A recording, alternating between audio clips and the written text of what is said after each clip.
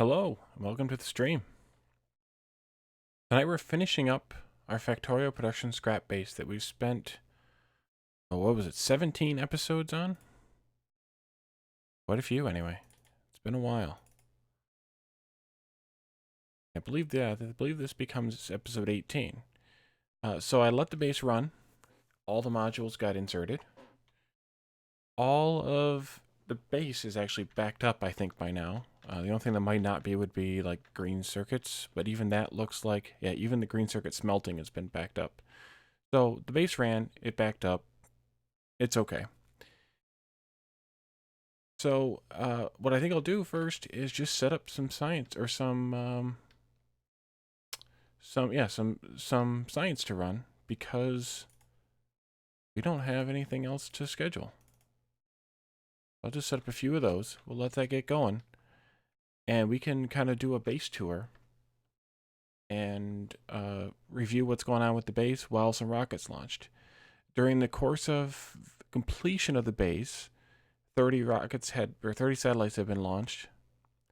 So now we can see how many more we launched tonight at a rate of 2.5 science per second, which is what we're aiming to get.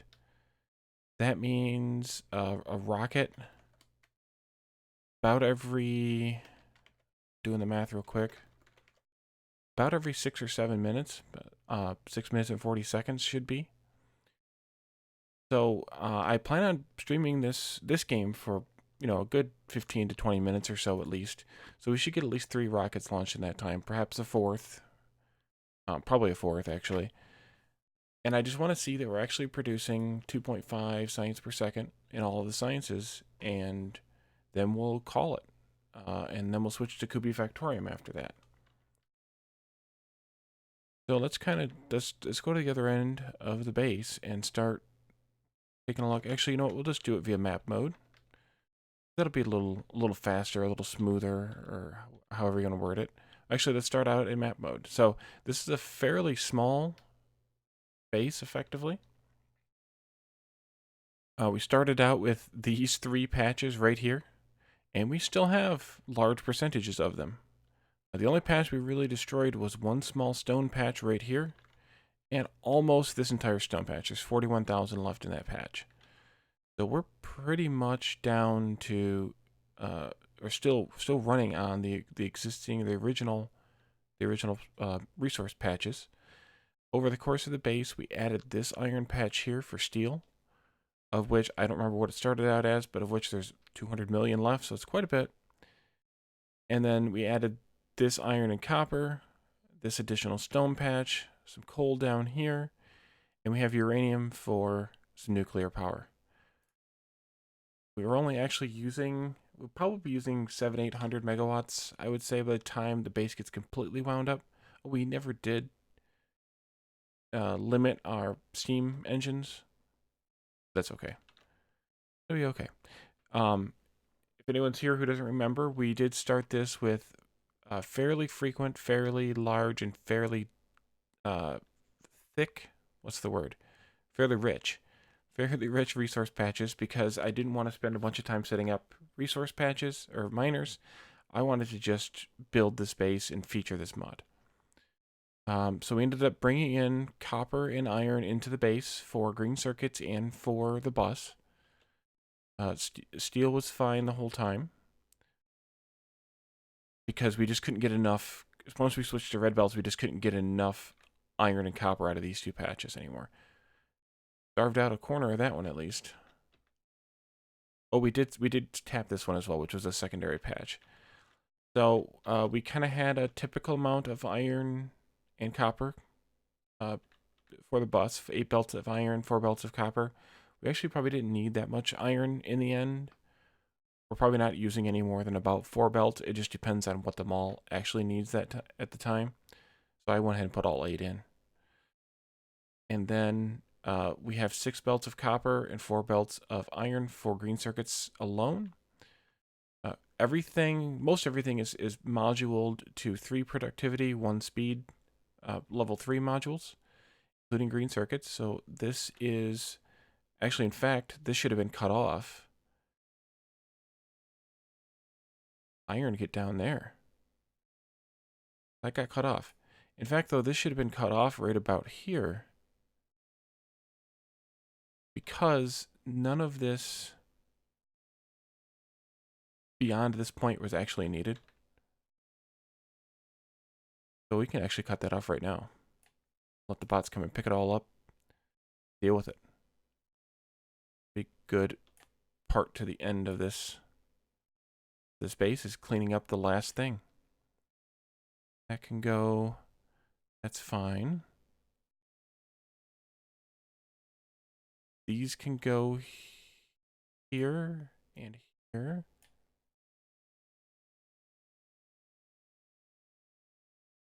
And the green circuits aren't needed beyond this point. And we'll get the bots busy again. Oh, I cut off power to this RoboPort. Okay. That'll be fine. Okay, so we'll let the bots do that. So green circuits. As if anyone else is new, we are using this production scrap mod, which everything that's produced has at least some chance of making scrap. So we have, when iron is smelted, it produces a chance of iron plate scrap, which can then be resmelted into iron plates with, again, a chance for scrap.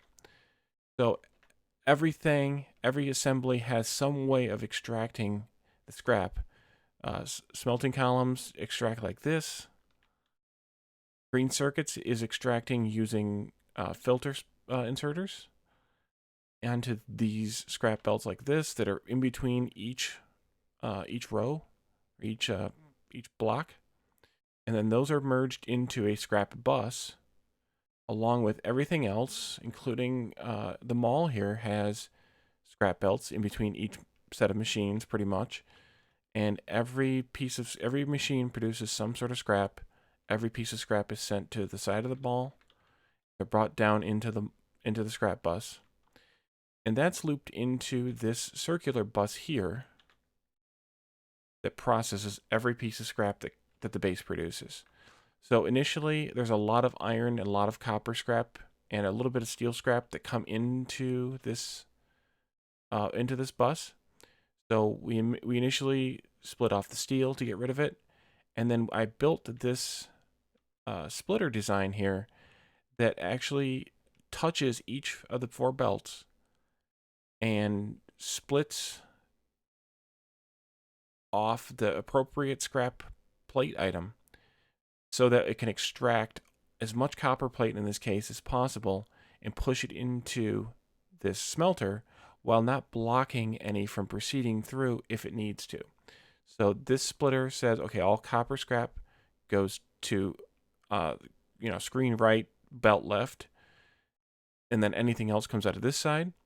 This splitter forces anything coming onto this belt until it backs up. So all copper scrap then is going onto this belt and backing up.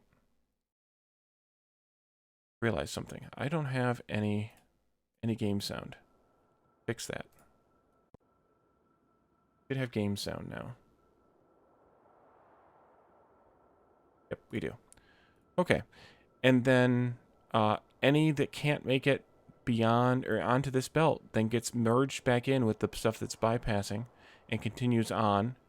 And then the same thing happens here with the iron. And then if copper scrap made it past this first smelter because it backed up, we're dealing with it here. And we only have 1 iron smelter here and 2 copper smelters because of all the iron that green circuits uses, as well as the fact that all of these cables, all these wires, can produce copper scrap as well. So every copper cable, if I can find the copper cables, there they are, produces also 6% chance. Each recipe, each process, 6% chance for copper scrap. So I felt that one of these was not necessarily always going to be enough, so we built a second one here. But iron, we're not producing near as much iron as copper. Well, we are, but just about the same. But in terms of the scrap that's produced, it seemed to be a little bit less. So then what goes on here is we're bringing in sulfuric acid actually, and water via this water well. And those are used to break down every one of these scrap products that's here in red in some fashion, and they produce some sort of a byproduct. So, except for the first three. So, for example, belt scrap produces iron plate scrap and wastewater, whereas things like machine scraps produce iron scrap and circuit scrap and wastewater. So, and then those circuit scraps then get processed into more iron scrap and copper scrap and more wastewater. So, everything eventually produces metal scraps. And then those scraps are then brought up into here, into these smelters, 2 copper and 2 iron here, which are largely actually used for the outputs of the circuit scrap, because there are so many circuits that are produced, circuit scraps that are produced in this base, because every green circuit produces a 6% chance of 1. Every red circuit produces a 12% chance for 1, but every red circuit also includes 2 green circuits, so you have to remember that, so it's kind of additive. But every blue circuit has a 72% chance for 1, and it includes all those green circuits and all those red circuits. So by the time you produce 1 blue circuit, you've produced many circuit scraps, on average. So all that wastewater goes into this pipe that goes up the center here. There's only a little bit in there right now. We are measuring what's in the wastewater tank as well as what's in the water and sulfuric acid tanks, because we have these pumps which have conditions on them that if the wastewater is low, and in this case the sulfuric acid is low, then we pump more sulfuric acid into the system until it comes up to a power level. And the same thing happens with the water tank. If the water is low and the wastewater is low, we're pumping more water into the system. And that's just to make sure, because there is some loss to the water and the sulfuric acid, so I want to maintain their levels. So the wastewater is processed here, and it produces this stuff that's just called scrap. So I've been calling it generic scrap or scrap. And that stuff is used to make a few different items. Scrap chests, which are a 2x2 60 slot chest, scrap landfill, solid fuel, scrap grenades, and scrap landmines. Biters are off in this base, so I'm not bothering to produce either of these. So instead, we're making it all into solid fuel. So these 2 arrays of chemical plants filter the wastewater into the generic scrap, and they produce a little bit of sulfuric acid and a little bit of water back. And then that scrap gets sent into these assemblers making solid fuel. Solid fuel then gets sent onto the bus to be reused as part of blue science or part of rocket fuel. So there's two of those arrays, because there's a lot of wastewater produced, to the point where I almost thought we might need 3, but I think it's okay the way that it is. Everything then is shunted to the outermost belts of the loop, so that it can be pulled into each of these arrays, which each array processes a separate item in this list. Except for circuit scrap, there's 2 giant arrays of that, just because of how many circuits are produced. And because of how many circuits are produced, the iron and copper plate scraps get put onto their own basically dedicated belt lines on the outside here, while everything else is processed on the inside. And actually, you'll see a little bit of other stuff comes through here, like stone. And I think you might see a gray science every so often, because this recipe here outputs gray science as part of it. This recipe here outputs explosives as part of it. So there's a few these recycling recipes that produce some odd items, and the stone is just waste stone from various stone processes. So all those plates are getting smelted, hopefully, unless things get backed up. The explosives are extracted here, and they're just sent into storage up by the mall. The stone is extracted here and sent back onto the bus. And the gray science is extracted here and sent into gray science. I had this set up long before. I could actually change it now to just go into logistics and get sent to this chest where it could be collected as logistics science, or as science onto this through the logistics system. So we already looked at the mall. We did use nanobots at the beginning. I've stopped using them except for the the termite bots if I needed them to destroy trees, because we really don't need any wood. Otherwise, most of the bus belts are red. We've kind of standardized on a red. I don't even think I ever turned on. No, I didn't ever even turned on the blue belts. I didn't think it was really necessary. Our science goal for this base was 2.5 science per second, which is pretty modest. It's a really small, modest goal. But the objective was really just to produce a sustained amount of products for including scrap, to see what the scrap bus, how well the scrap bus handled it, and just to kind of do enough that would really feature this mod. Oil produces no scrap products whatsoever. So oil is a standard, basic kind of setup. All oil products, there is no scrap. So I'm not gonna really go through that, because it's kind of what you normally used to with plastic arrays and sulfuric acid arrays and solid fuel and cracking and everything. So it's not a big deal. So I'm not gonna worry about focusing on it. These are all the labs that I was able to build due to space constraints here. We might actually not be consuming. Yeah, we must be, because it's got spacing now. We are consuming. I didn't pick anything that I should have done. I should have picked something that would be military, so that we would use every kind of science. But actually, there are no recipes that use every... Oh, yes, follower robot count does. So let's do a follower robot count just so we burn through. Actually, we'll do a couple. We'll do 3 of them, and then we'll go back to... Were we on this one? No, we were on this one first. Which one we were on first? Why does it not show me the current status?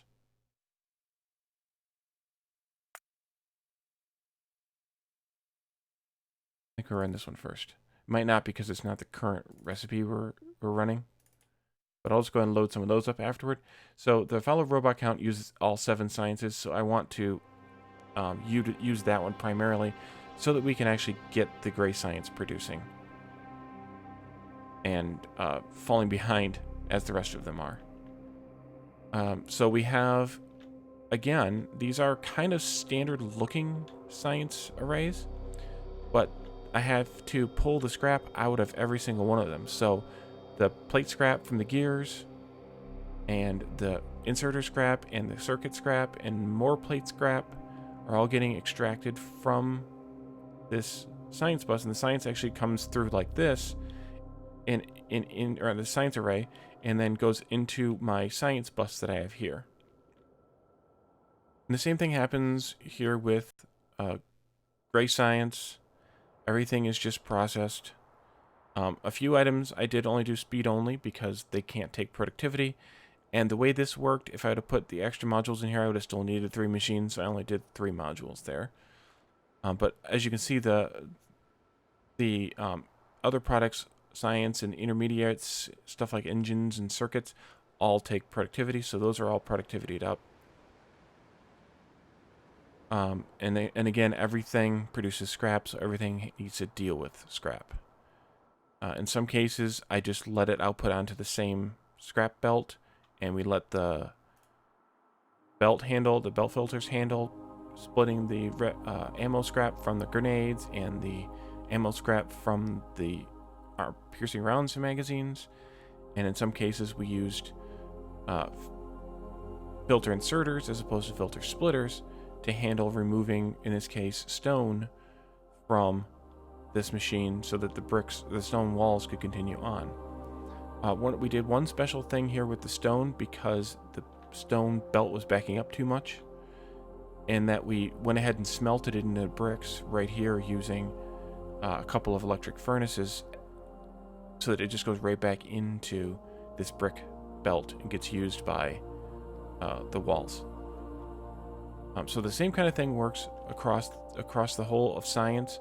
I have dedicated red circuit array for blue science.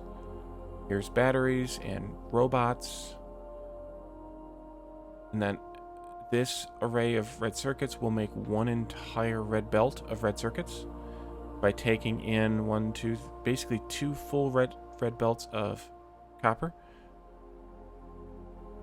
two full red belts of plastic, and two full red belts of green circuits.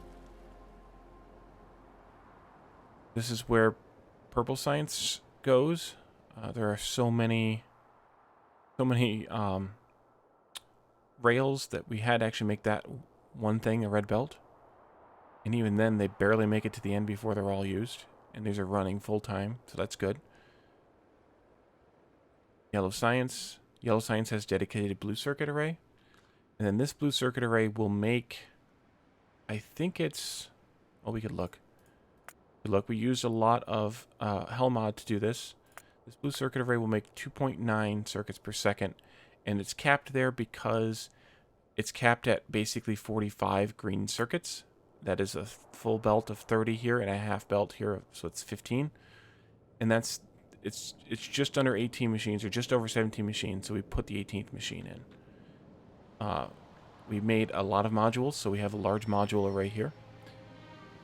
And then here starts the items for the rocket. Well, we've already launched 4 rockets. Oh, it's been about 20 minutes, so that's good. We must be producing just about the right amount of science.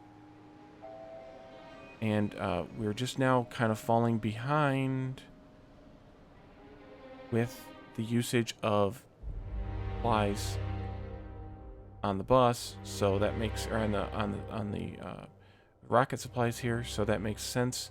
We're just now getting to the point where we're going to stabilize in the production. So if we look at our production tab, we start looking at, let's say, look at the 10-minute window. We are producing science here, 200 per minute on that science, but just over 150 here on all of these sciences. Gray science is going to be a little bit less because we didn't start it up right away, yeah. But if we let this run for a few more minutes, we'll see eventually gray science will catch up in here and should produce right around, just over 150 science per minute, which is 2.5 per second. So we are actually doing what we set out to do with this base. So I count that as a pretty good accomplishment. And then, of course, a bunch of other stuff being used. Ooh, 17,000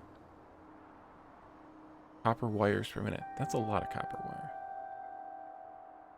And you can see the effects of the productivity here, or the effects of actually the scrap here, because we're using a lot less iron ore than iron plates. So that means that some of that's to do with the scrap, because we're processing that 6% or so of iron plates every time we produce one. Hey Phasian, welcome.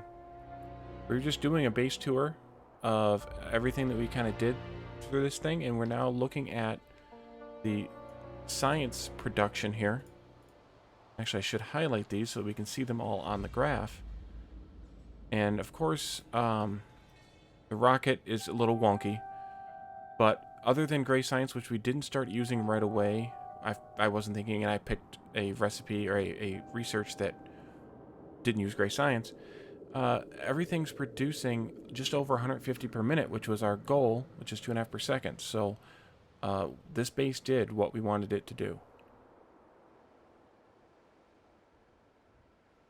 And that was actually a stretch goal. When I started this map, I hadn't sort of guaranteed that I was going to do that. Yeah, the space science just fell off, but it should actually kind of level off and catch up. now pretty soon. It seems like, though, we're not producing as many of these as we should be. I wonder why that is. If we look at this recipe, we should have 21 machines plus what we need for the rock, so I actually should put in here also add a recipe for the satellite. And to do the calculation on the satellite, so we want 0.25 rocket pieces, and I think the calculation on the satellite is 0.025. I think you do 1/10 if I remember correctly.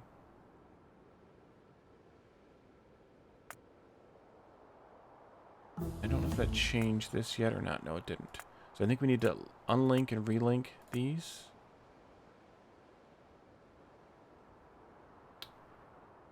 No. I think you have to delete them and re-add them, actually. So let's delete them and re-add them. So now, oh, actually I didn't have to delete this one, but now we have to rebuild this. It isn't hard. These, those.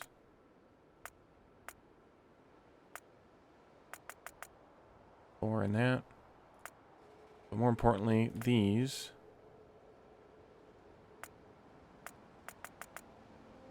We needed...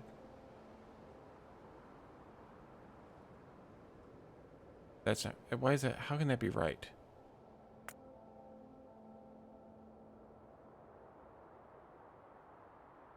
We only need... This might not actually be the right number. I'd have to look at some of my testing, or I could actually probably just see. I can compare it to Kirk McDonald and see. Okay, the satellite... No, I need another 0 in here. Oh, needs to be 0.0025. 1/100th, which makes... Of the other, which makes sense because you need one of these for every 100 of the rocket parts. So that should be a little more reasonable now. Yes, 24. Oh, that's why. We need slightly more than 30 copper, and we only bring in 30. So let's do an upgrade here. Upgrade planner. Make these both red belts.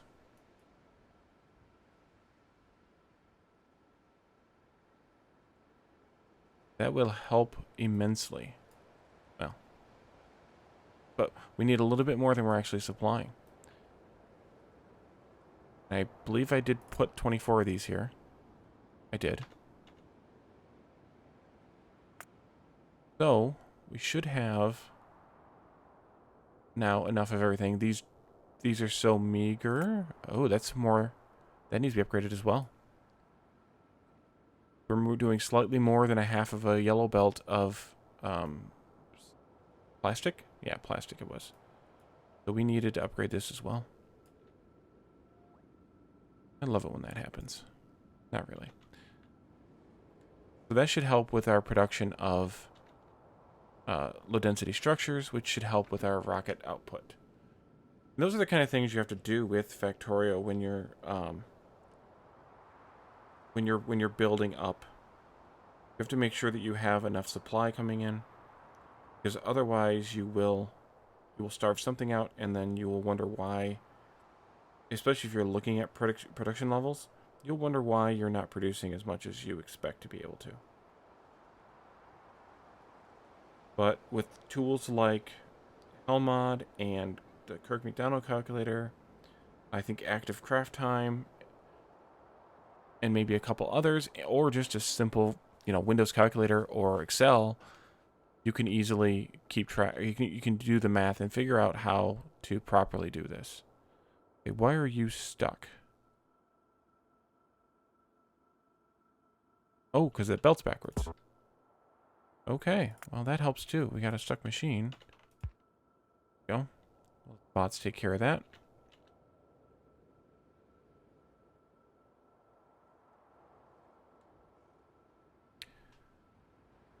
Okay.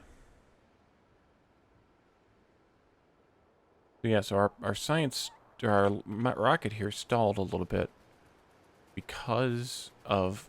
probably because of that. We just weren't producing as much low density structures, just slightly less, not a whole lot less, but just slightly less than we were expecting. And it's holding up our rocket control units and our rocket fuel consumption. Which this is a little bit kind of crazy and imbalanced, but that's because of the way that I handled it here. I suppose if I had done something like this,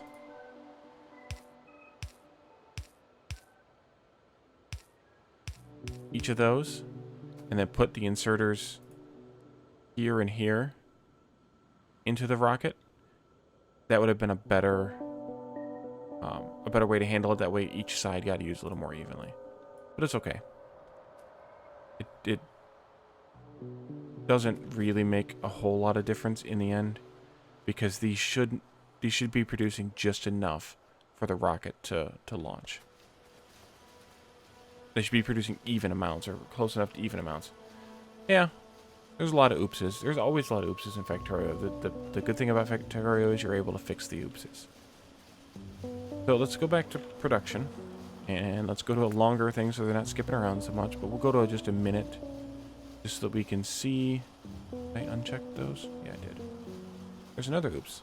Alright, they jump around a lot. Let's go to 10 minutes, click them.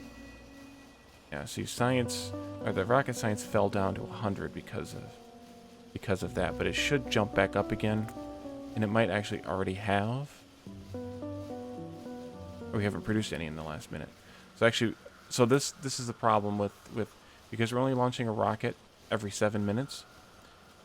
Now, actually, the rockets we launched were more frequent because we had belts full of stuff. Now that we're only launching a rocket every 7 minutes, the 10-minute scale won't show a good number. I would have to actually increase the science production of this base, or at least increase the rocket supplies production of this base, so that we were producing some even divisor of 10.